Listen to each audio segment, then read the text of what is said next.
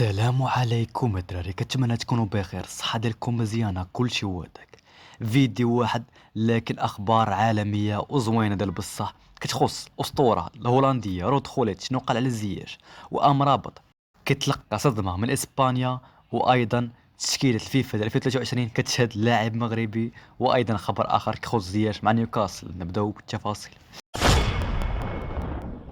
اولا، لعبة الفيفا العالمية سنة 2023 أعلنت على فريق العام، وبطبيعة الحال موجود أفضل ظهير أيمن في العالم حاليا أشرف حكيمي. والناس اللي كيقولوا أرنولد أو ريال جيمس أو باقي اللاعبين راه ما عارفين والو، غير هاد التشكيلة كتفسر كلشي.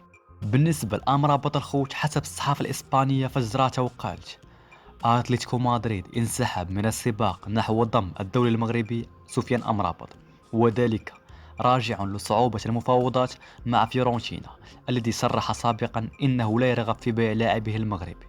يعني من الاخر المدير التنفيذي ديال فيورنتينا كان خرج قبل ايام باللي ما بغاش يبيعوه، هو اللي حرم امرابط من الانتقال لانديه عالميه بحال اتلتيكو بحال ليفربول. يعني الخوت كيبان لي بلا الا تعطى شي رقم اللي كبير غادي تتباع، اما الا تعطى شي رقم اللي صغير يقدروا يخليوه مزربانين بحيث باقي العقد ديالو طويل. وبالنسبه لاسطوره هولندا اللي هو رود خوليت اللي كان كيلعب مع ميلان ومع هولندا وعنده تاريخ كبير، قال على زياش الطريقه التي يلعب بها زياش مع المغرب لم اره يلعب بها مع تشيلسي.